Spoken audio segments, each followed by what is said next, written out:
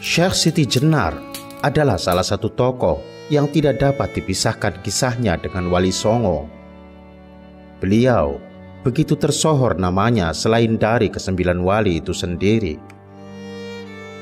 Seperti tertulis dalam buku Suluk Abdul Jalil, karya Kiai Haji Agus Sunyoto, Syekh Siti Jenar adalah seorang tokoh yang dipuji sekaligus dicaci. Lalu sebenarnya siapa Syekh Siti Jenar ini, sehingga beliau begitu tersohor di kalangan masyarakat Indonesia, khususnya di tanah Jawa? Dan apa sebenarnya latar belakang yang menyebabkan beliau dikisahkan dihukum mati oleh para wali? Agar sedulur semua dapat dengan mudah memahami alur dari kisah Syekh Siti Jenar ini, kami akan membaginya dalam beberapa sesi. Salam Meduluran.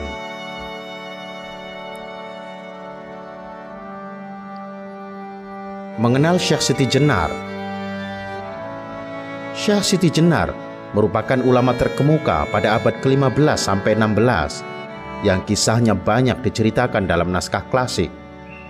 Kebanyakan naskah klasik yang di kemudian hari dijadikan sebagai salah satu rujukan sejarawan dalam merekonstruksi riwayat hidup Syekh Siti Jenar itu bermuatan tendensius.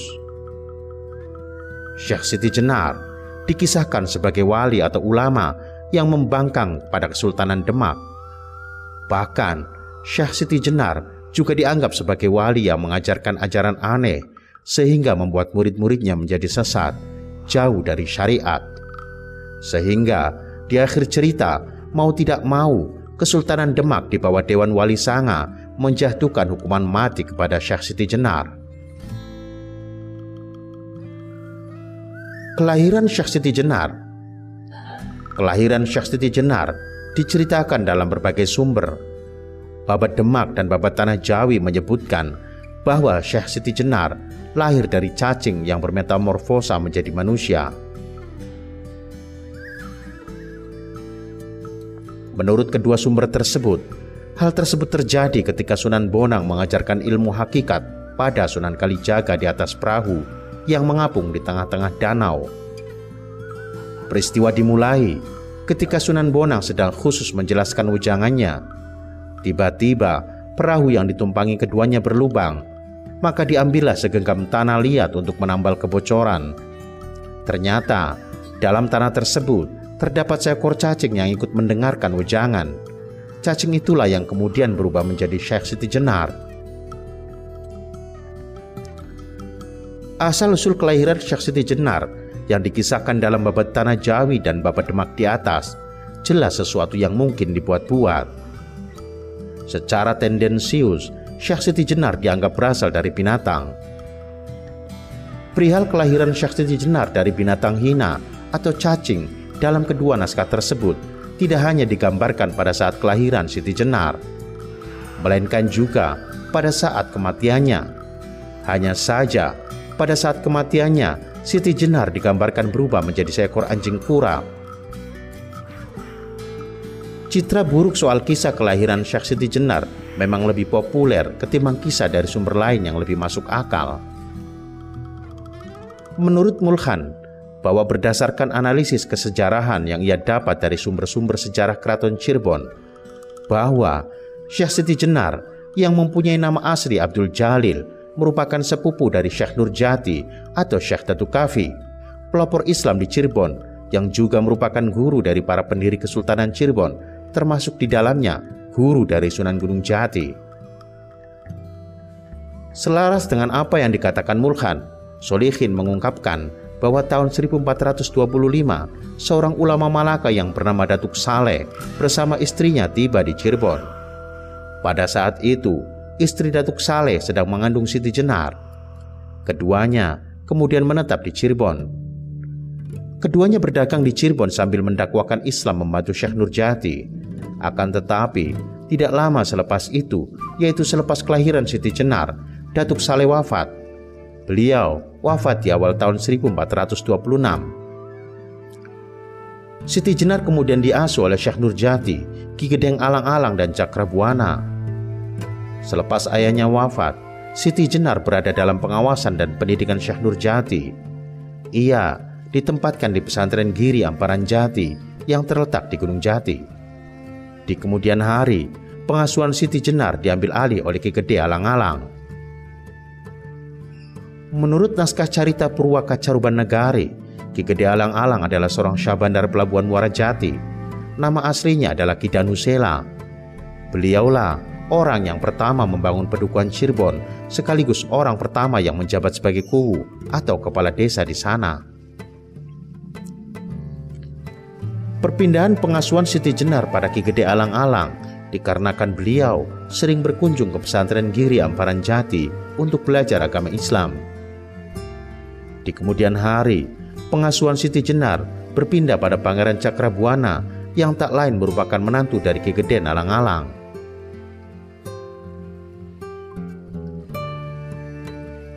Siti Jenar menuntut ilmu ke Baghdad dan Persia.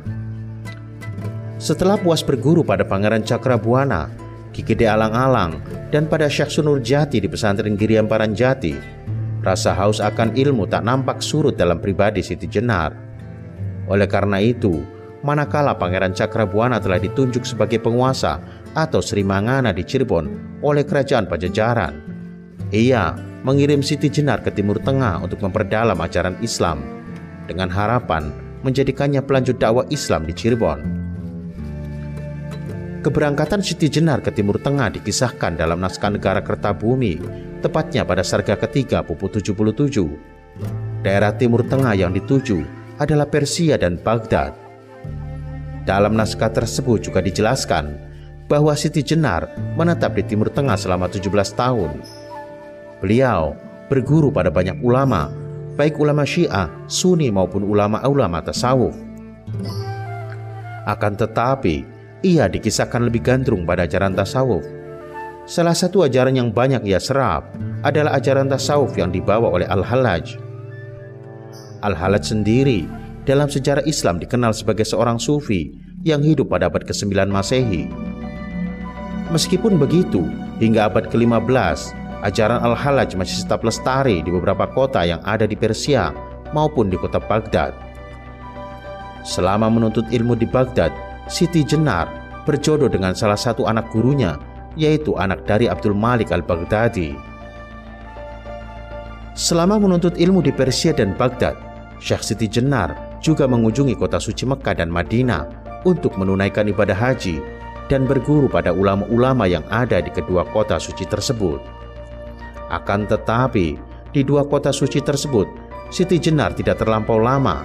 Ia kembali lagi ke Baghdad untuk belajar dan mengajarkan ilmu yang ia dapat. Selepas puas menuntut ilmu di Timur Tengah, Siti Jenar kembali ke Cirebon untuk mengajarkan ilmu yang dia dapat kepada masyarakat Cirebon. Oleh karena itu, selepas kedatangannya ke Cirebon, ia langsung bergabung dengan gurunya, Syekh Nurjati, untuk membantu mengembangkan pesantren Giri Amparan Jati.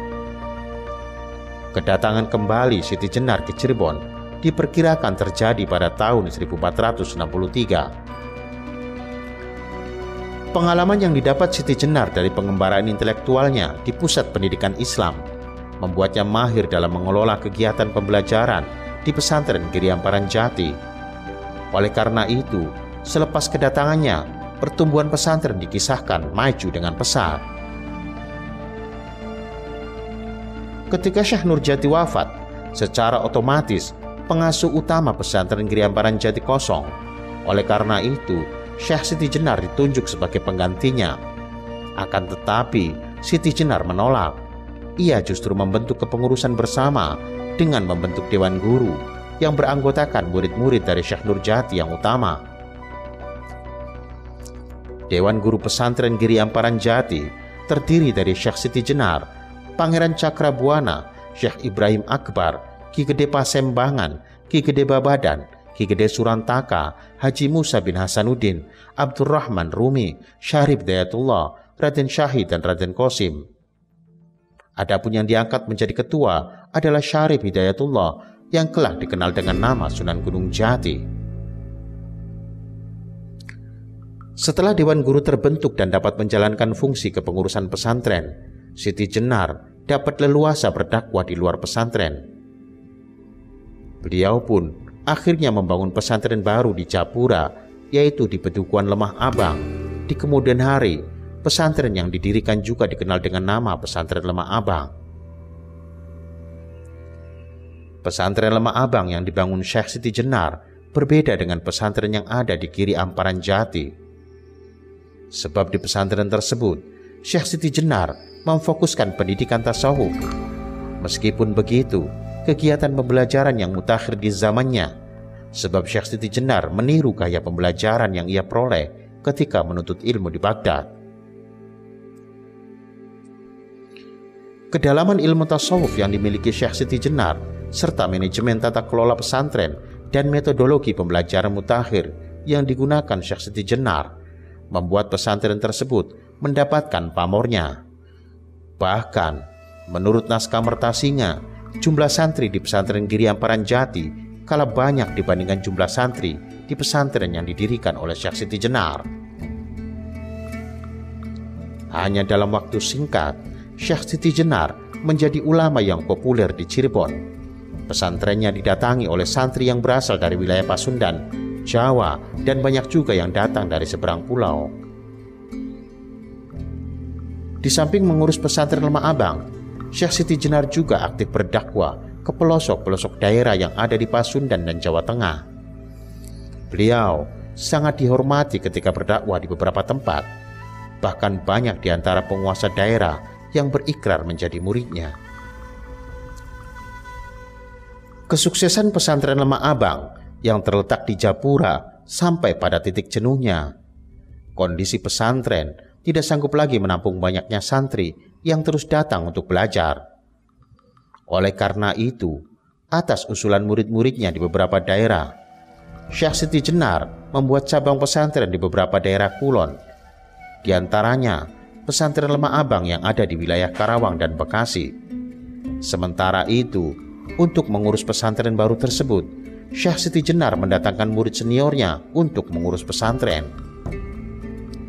Meskipun kala itu, wilayah Karawang dan Bekasi masuk pada wilayah kekuasaan Pajajaran, pesantren Lemah Abang yang didirikan di wilayah itu mendapatkan sambutan hangat dari penguasa setempat. Bahkan, Syekh Siti Jenar sangat dihormati di wilayah Pajajaran karena dianggap mengajarkan kebajikan. Pada tahap selanjutnya, ketika Syekh Siti Jenar berkunjung ke Jawa Tengah, tepatnya di Pengging, beliau disambut dengan hangat oleh penguasanya, yaitu Ki Ageng Pengging. Bahkan di kemudian hari, Ki Ageng Pengging menyatakan diri sebagai murid dari Syekh Siti Jenar.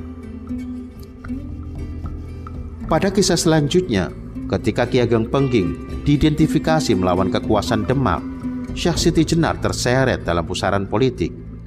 Di kemudian hari, baik Ki Ageng Pengging maupun Syekh Siti Jenar wafat dieksekusi mati oleh Kesultanan Demak.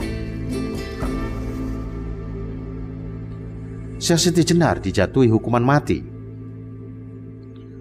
Sebab-sebab dieksekusi matinya Syekh Siti Jenar dalam berbagai sumber naskah beraneka ragam. Tapi secara umum, Siti Jenar dijatuhi hukuman mati karena dianggap merongrong Kesultanan Demak. Siti Jenar dianggap mendukung Ki Ageng Pengging yang melakukan pemberontakan pada Demak.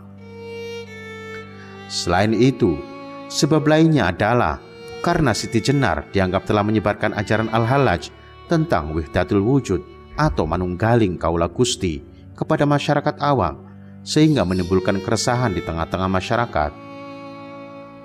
Sementara, mengenai jalannya eksekusi juga beragam versi. Dalam naskah Mertasinga disebutkan bahwa Syekh Siti Jenar dieksekusi mati atas perintah Kesultanan Demak.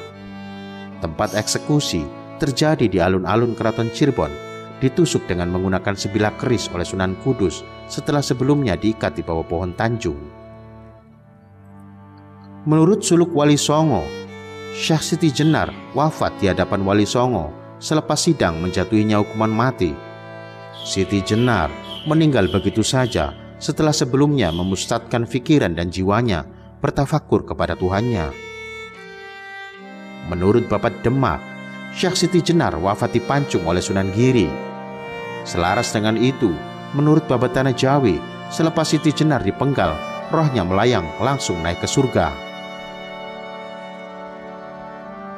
Dari beberapa sumber babat yang menceritakan tentang eksekusi matinya Syekh Siti Jenar, kebanyakan sepakat jika tempat eksekusi mati Siti Jenar terjadi di Cirebon. Hal tersebut dikarenakan Syekh Siti Jenar menolak dibawa ke Demak, sehingga Sultan Demak yang merupakan sekutu Cirebon memutuskan untuk mengeksekusi Siti Jenar melalui bantuan Kesultanan Cirebon di bawah kendali dan persidangan Dewan Wali Songo. Peristiwa eksekusi matinya Siti Jenar diperkirakan terjadi pada tahun 1524. Silsilah Syekh Siti Jenar. Meskipun bapak dan ibunya teridentifikasi sebagai orang Melayu Malaka, sejarawan mempercayai bahwa Syekh Siti Jenar adalah seorang syarif atau keturunan Nabi Muhammad SAW. Berikut ini silsilah Syekh Siti Jenar hingga ke Nabi Muhammad SAW. Syekh Siti Jenar atau Abdul Jalil bin Datuk Saleh bin Isa Alwi bin Ahmad Shah Jalaluddin Al-Husain bin Amir Abdul Azmat Khan Khanuddin bin Abdul Malik Al-Qazam bin Alwi Amul Faqih bin Muhammad Sahibul Mirbat bin Alwi Amul Faqih bin Sayyid Muhammad bin Alwi Al-Muktabar bin Abdullah bin Ahmad Al-Muhajir bin Isa Al-Muhajir Al-Basari bin Muhammad Naqib Ar-Rumi bin Ali Al-Uraidi bin Ja'far Sadiq bin Muhammad Al-Baqir bin Ali Zainal Abidin bin Husain bin Ali bin Fatimah Ali Muhammad SAW.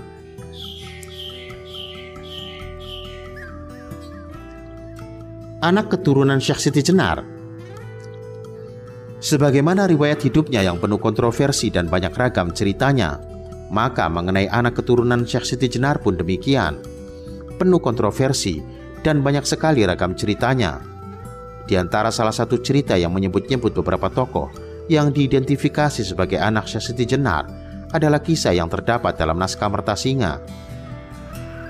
Anak keturunan Syekh Siti Jenar yang pertama disebutkan adalah bernama Datuk Fardun. Tokoh ini dalam naskah Mertasinga dikisahkan sebagai tokoh yang sangat marah kepada Cirebon karena telah mengeksekusi ayah sekaligus gurunya. Menurut naskah ini, Syekh Siti Jenar dahulu dieksekusi mati oleh Sunan Kudus di alun-alun Kesultanan Cirebon. Dari itulah Datuk Fardun yang tidak terima atas peristiwa itu menuntut balas pada Cirebon. Namun ketika mendengar kabar kematian ayahnya, Datuk Fardun masih ada di Banakeling. Datuk Fardun bertolak dari Banakeling menuju Cirebon. Akan tetapi, sesampainya di Cirebon, Sunan Gunung Jati telah wafat. Cirebon kala itu sedang diperintah oleh Pangeran Agung atau Panembahan Ratu I. Meskipun demikian, Datuk Fardun tetap ingin menuntaskan dendamnya. Ia pun akhirnya merencanakan pembunuhan pada Sultan Cirebon. Suatu ketika Panembahan Ratu Cirebon mengadakan perjalanan untuk berziarah ke makam leluhurnya, Datuk Fardun melancarkan aksinya. Akan tetapi, berkat kesigapan para pengawal Sultan, Datuk Fardun akhirnya gagal menunaikan cita-citanya. Ia wafat terbunuh dalam peristiwa itu. Anak keturunan Syekh Siti Jenar yang lainnya adalah Sunan Penggung. Dalam naskah Mertasinga disebutkan jika Sunan Penggung wafat dalam kondisi hina, sebab ia wafat dalam kondisi berdiri dan tidak bisa diurus jenazahnya. Peristiwa wafatnya Sunan Penggung, putra Syekh Siti Jenar ini, terjadi ketika Cirebon diperintah oleh pejabat pengganti raja, yaitu Fatahillah. Yang kala itu, Sunan Gunung Jati telah wafat sementara Pangeran Agung sendiri dianggap belum cukup umur untuk memerintah Cirebon. Demikian kisah dari Tinta Vena di Anung-Anung TV. Sampai jumpa di edisi selanjutnya. Wallahu a'lam bishawab.